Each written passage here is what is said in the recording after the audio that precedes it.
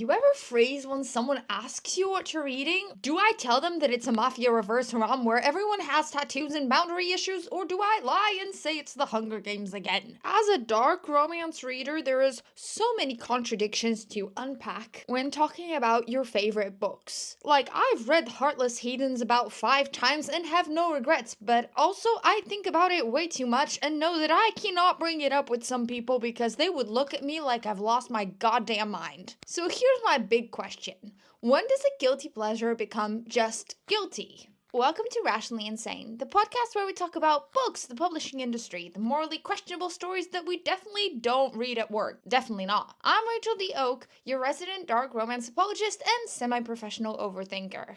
This week we're talking about all of the ethics of loving problematic books and authors, unpack the internal moral crisis of being a reader who knows better but still turns the page, and defends a man who should probably be on death row. And as a light disclaimer, remember, nothing here is judgment. We're just doing the literary version of therapy with microphones. But let's start with the main topic, defining problematic, or basically, why the heck am I like this? I'm gonna be honest, I'm not new to morally bankrupt fiction, I am its most loyal customer. My favorites involve Credence, Heartless Heathens, Royals of Forsyth Hugh, and so many stalker hockey dark romance books that I as an individual should come with a warning label. But I have to explain what drew me in here so you don't think that I'm just like absolutely insane. When I was younger, I didn't have access to tons and tons of books. I had access to the things that were in my school library, which were obviously very age-appropriate children's thing, and when I ran out of that, I went home and my mom liked a couple of dark, twisted thrillers. She obviously didn't allow me to read them, but when has that stopped anyone? I would read them under the covers and use a strand of hair to mark my pages. Those suckers, they drew me in. I was hooked, finding out about this dude with multiple personality disorder who may or may not have murdered his mother, and I'm over here at the ripe age of 11, staying up till 2 a.m. being like, this is the best part of my life. And then waking up and going to school and having to read the mandatory assigned reading. So the more I grew up, obviously those kinds of twisted books kept drawing me in. And then the benefit of having access to fan fiction and online books meant that I could continue exploring those themes, but also get in touch with so many other sides of it, particularly when it came to romance. Because at this time I was reading like a lot of crime, and now I had a gateway drug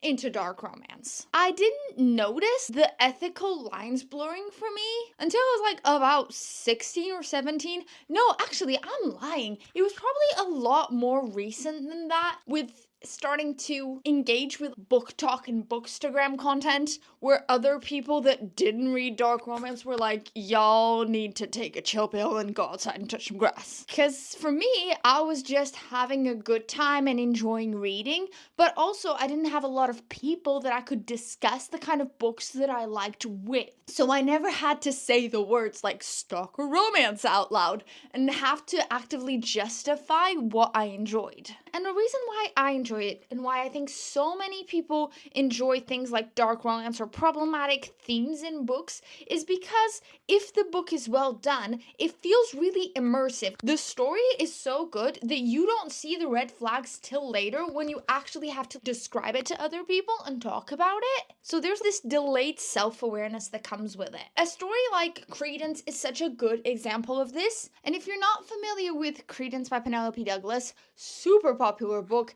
in which a girl basically enters a relationship with her step cousins and step uncle in a remote cabin. There's like a lot of age gaps and weird familial relationships developing there. But because the book is written so well and you're so captivated by the story and where it's going and how these characters are navigating a lot of really tricky circumstances in their personal lives and their own personal demons, you get invested in them. So the problematic tropes and the problematic relationships get kind of clouded over. You still get them, but you get them after you're already already invested. You are already rooting for them to get their happy ending and to be with a person they love. So if that person is then somebody that is quote unquote wrong, you kind of accept it because you are so invested and because you want what's best for them. Simultaneously, you have other problematic works that just feel lazy, and therefore it's a lot easier to criticize them as somebody who has read it. The simplest example I have for this is Haunting Adeline, which is another book that went extremely popular in the dark romance circles. It's a stalker dark romance. I personally did not enjoy the book at all, and not even because the tropes were so wrong, but because there wasn't enough story in the book. As in, we have literally lost the plot here. It was like things were being thrown your way just for shock value, just for you to be like, oh my god. Even characters' motivations were being introduced without there being enough layer and enough dissection. For me, it was the exact opposite of Credence. I didn't star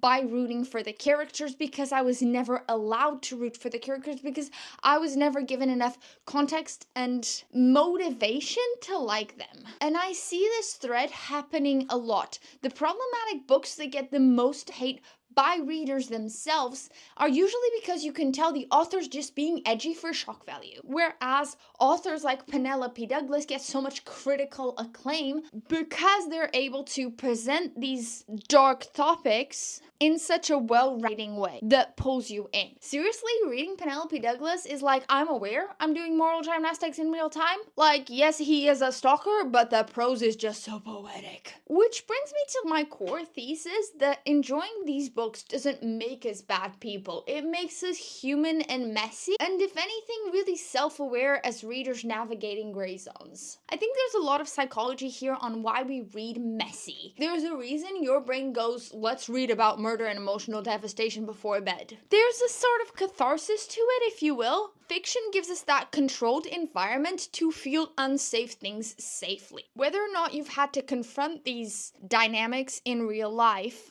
or had to experience them firsthand, or were even close to experiencing them, you get a chance to see it from a different angle. You get a chance to explore that avenue without it physically affecting you. I'm using a lot of words when what I actually mean is just like, it's a safe space to explore taboos without consequences. You get the curiosity and the adrenaline and the release without any fallout, right? Like, we're not endorsing it by reading it, we're exercising it. And there's a parasocial fantasy here as well. We attach feelings to characters because the stories trick our brains into empathy. Like, that's literally their job. My neurons and your neurons don't know it's fiction. They just know that this man growled your mind and suddenly you're ready to delete Tinder. I've touched a lot on the psychological dynamics of this in my last podcast episode all about book boyfriends, so definitely go listen to that if you want to understand why you get attached to characters on such a deep emotional level. Ultimately, if fiction is where we play out our shadows, then dark romance is the world's most well-written therapy session. That being said, we cannot ignore the other half of this ethical dilemma of problematic books, which is problematic authors.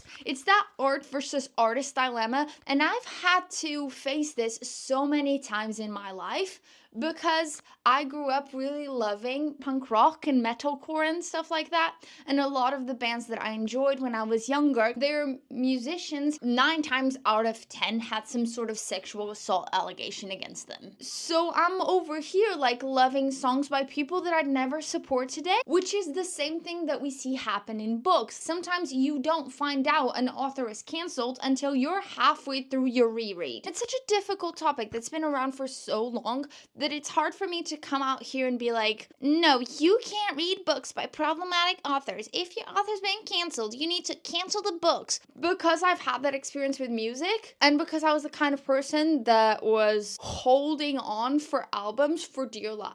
I understand that you have to draw the distinction. You can acknowledge the harm and still recognize how that art shaped you. I can't erase what a certain book meant to me, but I can choose not to give it new clicks or make any promotion around it. A perfect example of this was Today, I was on my flight and I was listening to a song by a band that I used to love so much. And a couple of years ago, it came out that one of the band members had a relationship with an underage girl, if you can even call that a relationship. And I still love the song and I still listen to the song. But when Spotify notified me, oh, this band has a new album, I didn't click it. I didn't touch it. I won't say the name of the band out loud because they don't deserve to even have a platform. At least that's my opinion. And I think there's like a really big double standard here that even just me saying it out loud, I recognize it. And hopefully, as I say it, you will see the pattern as well. In books and in literature, women get canceled for tone. That's usually what happens. An author gets canceled for a body of work that touches a problematic topic, or the way she handled a certain thing, or a tweet she made when she was 12. Whereas in any other area, men get documentaries. They don't get canceled. They get dissected. They get studied. They get a platform to discuss why they were the way they were. Why their mothers didn't tuck them in at night, and suddenly they want to eat someone else's skin. That is a real example, by the way. I wish I was joking. If you know, you know. But tying it back into book world and why this even matters in the first place. We love morally gray characters, but expect moral perfection from authors. If we're talking about an ethical or moral boundary that you have, if you can forgive a fictional murder, maybe you could extend a little grace to a real author who owned up to a mistake. That's just my 5 cents. But I'd love to know your own take and how you handle this. If you're holding a 5-star dark romance where the MMC is an absolute walking HR violation, do you hide the cover in shame? Do you defend it with your whole chest? Or do you pretend you're only reading it for research? I'd genuinely love to know, because I'm the kind of person who will still recommend a morally questionable book to anyone. I was surrounded by colleagues the other day and told everyone that they should read the Mindfuck series. So I think they've learned to accept that they don't know what's happening in my bookshelf. But that's kind of the truth, isn't it? We all have a little bit of madness in our shelves. That being said, enjoying a problematic book doesn't make you by default problematic. It makes you conscious of the fact that humans are complicated. Or so I like to tell myself. And as always, read what you want, but keep your critical thinking skills. For sure, uphold your own moral standards and your own moral values. If an author does something that everyone else says they should get canceled for, and you think people are being stupid, ignore them. If an author or any kind of artist does something that goes against your own personal values, even if nobody else has an issue with it, you can cancel them just fine. This is your world, and everyone else is just living in it. And personally, I will see you in hell, because I'm currently looking at my bookshelf and thinking I should probably be on a watch list. I'll see you next week.